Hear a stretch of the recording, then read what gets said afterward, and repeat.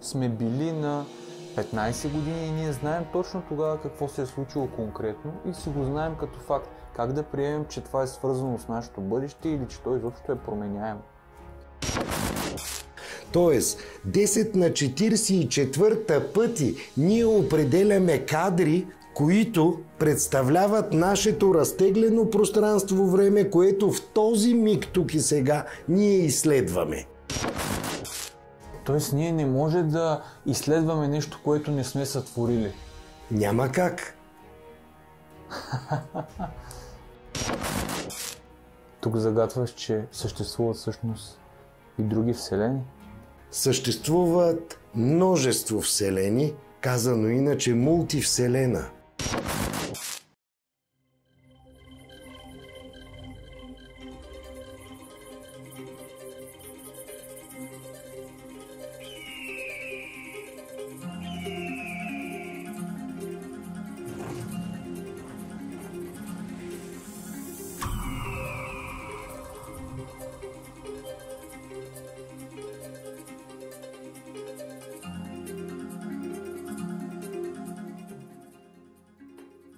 Един от най-често задаваните въпроси, дори и към видеята на скритата реалност до момента, е това: как така минало и бъдеще няма и не съществуват, при положение, че ние много добре си спомняме как сме били деца, много добре си спомняме нашето развитие, нашия растеж, нашите родители. И всичко това идва много объркващо, ако го представим като една голяма илюзия. Но и на мен винаги ми е било интересно, времето има ли начало и край? Казвам отново здрасти на Иво, защото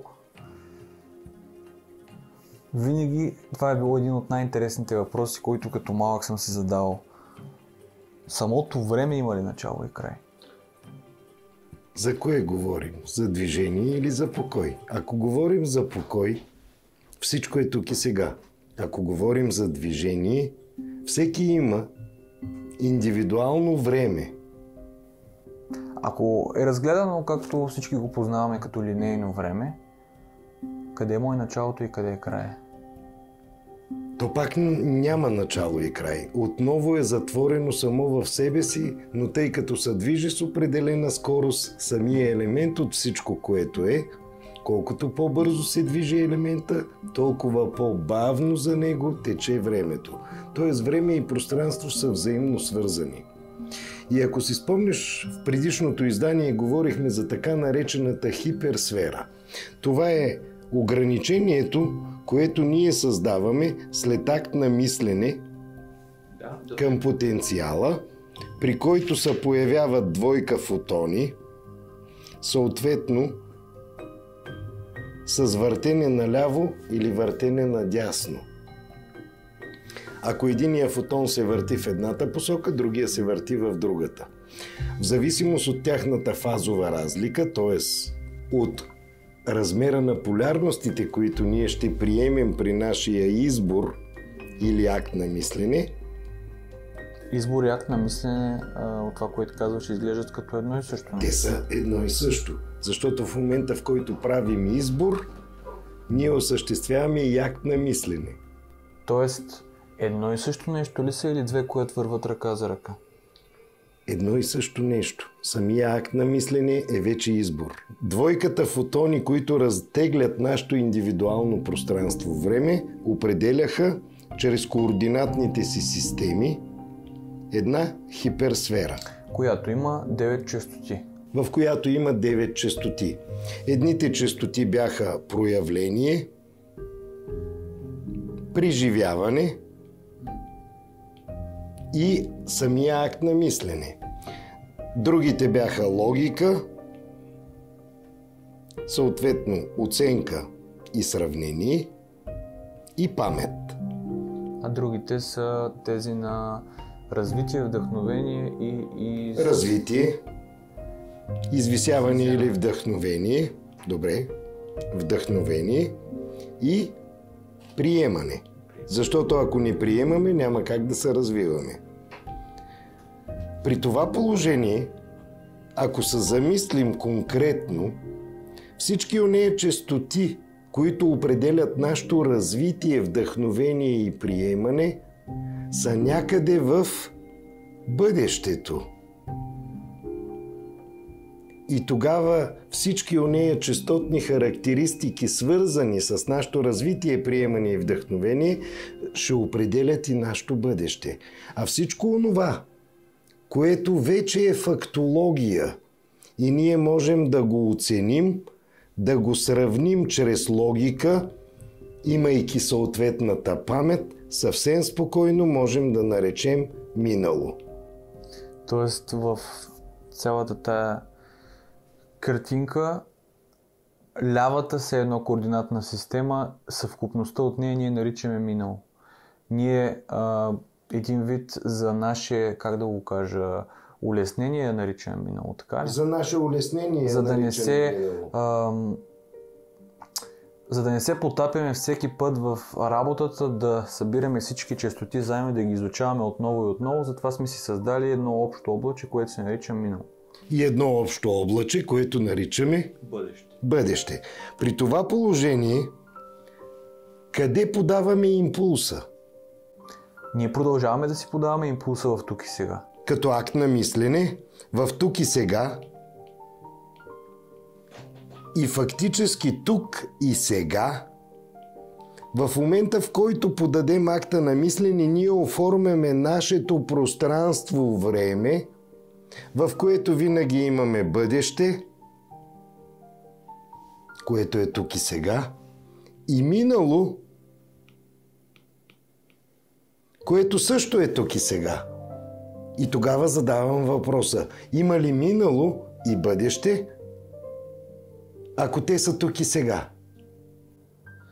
Погледнато от една друга страна, миналото и бъдещето всъщност са разтеглената форма на избора тук и сега. Точно така. И освен това, едното прелива в другото.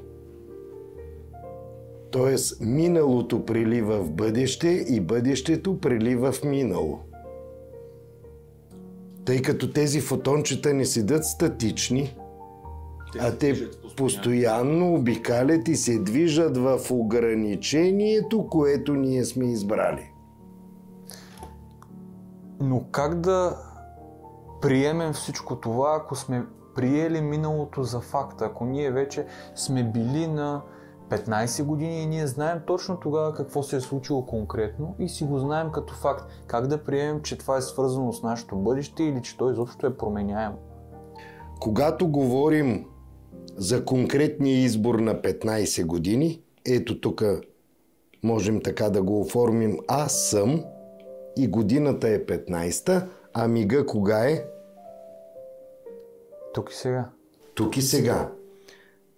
А тогава, преди 5 години, т.е. на 10 години, какво се е случило? Аз съм бил на 10 години, но пак мига тук и сега.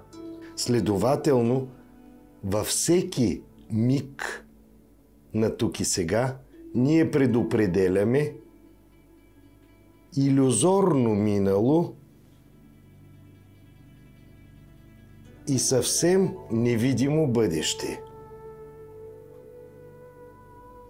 Защо тогава толкова много хора продължават да живеят в миналото? Или в очакването на бъдеще, на едно по-добро бъдеще, един по-добър свят и всъщност забравят това, че те са сега? Идеята е за така наречената сигурност. Ние смятаме, че когато се базираме на миналото, то е стабилно, сигурно, защото за нас то е факт. Изключваме източника вътре в себе си, чрез който ние всеки миг сформираме нови и нови кадри от тези ограничения. И всеки нов кадър може или да разшири, или да свие ограничението, което сме избрали, и това е въпрос на свободна воля. Колкото повече се фокусираме върху миналото и върху сигурността, всъщност ние свиваме все по-навътре и правим все по-малко това ограничение. Колкото повече се фокусираме към бъдещето, толкова повече имаме стремеж да излизаме извън ограничението и да се развиваме. Но ако само се фокусираме в бъдещето и забравим за това, че трябва да живеем в настоящето. Можем ли 100% да живеем само в бъдещето? Нали говорихме, че закона за съществуването изисква ние винаги да сме две полярности. Независимо от това, че имаме желание да се фокусираме само в бъдещето, ние винаги ще притежаваме със същата сила нашето минало. И едното винаги ще прелива в другото. И къде е интересният момент на това цялото нещо? Как става точно това осъзнаване, за да се събудим утре сутринта и да разберем, че наистина сме тук и сега? Всеки миг, в който правим избори, разтегляме ново и ново пространство-време. По този начин ние предопределяме изключително бързи кадри, които да изследваме. Кадри, които оформят нашето ограничение всеки миг. Всеки кадър е със скоростта на светлината, но едновременно с това от уравнението на Шрьодингер знаем, че облака от вероятности, който създава един електрон, когато сме се фокусирали върху него, изчезва за 10 на минус 35 от секундата. И ако това го приравним към скоростта на светлината, се получава 10 на 44 кадъра в секунда. Тоест, 10 на 44 пъти ние определяме кадри, които представляват нашето разтеглено пространство-време, което в този миг тук и сега ние изследваме. Тоест ние не можем да се хванем в това, че сме на момента тук и сега. Не можем да отворим една бяла врата и там все още да е тъмното пространство, при положение, че то се движи със скоростта на светлината и вече един вид. Нашите рецептори няма как да го засекат и поради тая причина ние го приемаме за създадено априори. А всъщност ние го творим всеки миг с 10 на 44 кадъра в секунда. При това положение ние изследваме само онзи диапазон от кадри, които можем да сътворим като разтеглено пространство-време. Тоест ние не може да изследваме нещо, което не сме сътворили. Няма как. И това е уникалното на нашето съществуване. Тоест, щом го има и щом го изследваме, ние вече сме го... В смисъл, самите ние сме го направили. И по този начин в нашето разтеглено пространство-време се получава една линейност от онова, което помним към минало, до онова, което евентуално очакваме за в бъдеще. Но цялото това минало и бъдеще с линейност от миналото, което помним, до бъдещето, което евентуално може би ще се появи, е с актовете на мислене или с изборите, които правим тук и сега. Как можем практически да изключим за миг тези филтри, тези очаквания, тези перспективи и да усетим мига тук и сега в чистата му форма, в пълнота? Можем ли да го направим чрез медитацията, за която говорихме? Можем да го направим чрез медитация и когато го правим чрез медитация, използвайки точно плазменото кълбо на нашата индивидуална личност, защото това е индивидуалното нашето кълбо, иначе казано его, нашето ограничение от общия потенциал, чрез медитация ние можем да влезем във всеки един паралелен кадър, който съществува до безкрайността. И във всеки паралелен кадър от бъдещето, който съществува до безкрайността. Тъй като в момента тук и сега времето тече с безкрайна скорост и всъщност миналото и бъдещето от момента тук и сега, когато правим съответната медитация, можем да ги видим в едновремие. Уникално. Тоест... Идеята да разглеждаме паралелните кадри за миналото и бъдещето можем да наречем съответно регресия или прогресия, но това е нашето индивидуално разтеглено пространство-време. На момента тук и сега. На избора ни тук и сега. А самата плазмена топка, която ние вдигаме в медитация и виждаме в мисловното пространство, сама по себе си също е хиперсфера. Също е хиперсфера и тя представлява точно ограничението, което представлява собствения ни избор, разтеглило пространство-времето като хиперсфера. А ние я виждаме в медитация в случая по-малка, за да можем да работим с нея, тя да не поведе в пътя. Но ние можем и да я увеличим до безкрайност, можем и да я свием до ниво атом. По този начин можем да съберем себе си и да видим какво се случва в атома. Можем да приберем в себе си, за да видим какво се случва в нашите клетки. А в същото време можем да разпънем почти до безкрайност, за да видим какво се случва в съседната Вселена. Тук загатваш, че съществуват всъщност и други вселени? Съществуват множество вселени, казано иначе мултивселена, която също е безкрайна. Ние самите сме безкрайни и точно поради тая причина ние сме вечни. И се прехвърляме само от шлифер в шлифер, от ограничение в ограничение. Но иначе, като същност, като съдържание, сме всичко, което е. Една вечност, търсеща себе си. Тоест всичко това, което в продължение на години на нас ни показват в филмите, не е научна фантастика, нашите възможности, показани под един малко по-различен ъгъл, в една по-различна реалност. Имаш предвид филми като Интерстелър, Генезис, Доктор Стрейндж, всичките супергерои от Марвел. Това са паралелни реалности. Но какво точно са паралелни реалности, ще разгледаме в едно от следващите ни предавания. Заедно за едно.